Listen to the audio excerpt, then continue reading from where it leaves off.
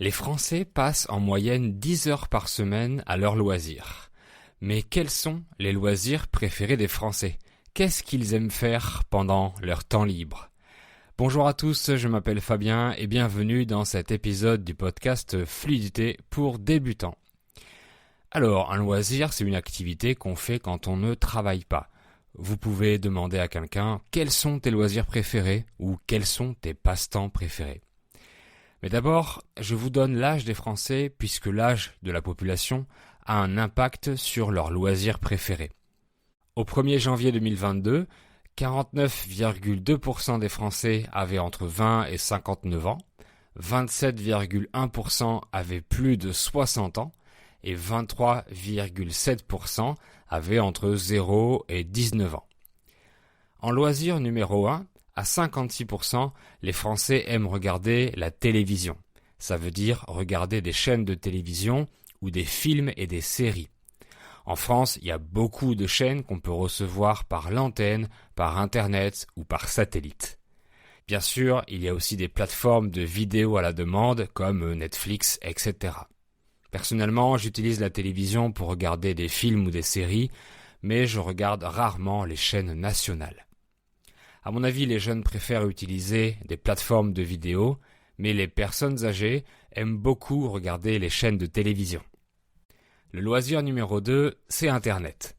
55% des Français utilisent Internet pendant leur temps libre. Ça inclut aussi les réseaux sociaux. Moi aussi, je passe beaucoup de temps sur Internet, surtout sur YouTube, pour apprendre des langues ou regarder des vidéos éducatives. Mais je passe peu de temps sur les réseaux sociaux. La troisième activité favorite des Français est de voir des proches, à 48%. Les proches, ce sont la famille ou les amis, parce que c'est important pour les humains de socialiser. Le numéro 4 est les loisirs culturels, à 41%. Les Français aiment aller au cinéma, au théâtre, au musée, ou encore lire des livres.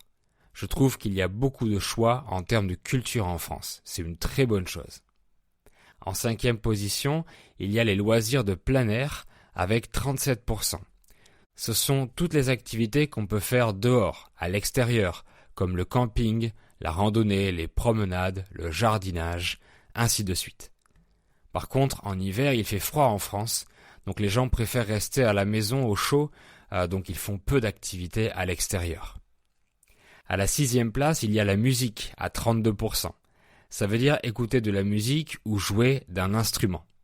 Personnellement, je ne fais pas de musique, mais j'adore en écouter. En 7e position, il y a la gastronomie avec 31%. Aller au restaurant, cuisiner à la maison ou encore participer à des ateliers en groupe. Je suis surpris que le sport soit aussi bas, en 8e position, avec 27%. Je pensais qu'il était plus important pour les Français. Le sport est très bon pour la santé physique et mentale, mais de nos jours, les gens restent de plus en plus chez eux. À la 9e place, il y a les jeux avec 26%, comme les jeux de société ou jouer avec des cartes. Ça peut être également des jeux intellectuels comme les mots croisés, le sudoku, etc. En 10e position, il y a les jeux vidéo à 21%. Ça concerne surtout les jeunes, mais certains adultes jouent aussi à des jeux simples sur ordinateur. Je jouais beaucoup aux jeux vidéo quand j'étais adolescent, mais plus maintenant. À la 11e place, il y a le shopping avec 16%.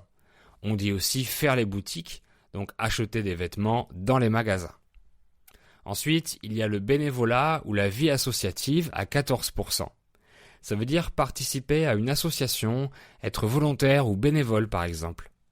L'une des associations les plus connues en France s'appelle les Restos du Cœur. Resto comme restaurant. Elle donne de la nourriture gratuitement aux plus pauvres. En 13e et 14e position, avec 13 et 10%, il y a les loisirs artistiques comme la peinture ou la photographie. Et enfin, en dernière position, il y a les loisirs scientifiques comme l'astronomie. Et merci beaucoup d'avoir écouté cet épisode. Si vous l'avez aimé et qu'il a été utile, merci de vous abonner, mettre un like et 5 étoiles sur les plateformes de podcast. Réécoutez plusieurs fois pour vous entraîner à bien comprendre en lisant la transcription française ou avec les sous-titres multilingues sur YouTube. À bientôt pour un autre épisode.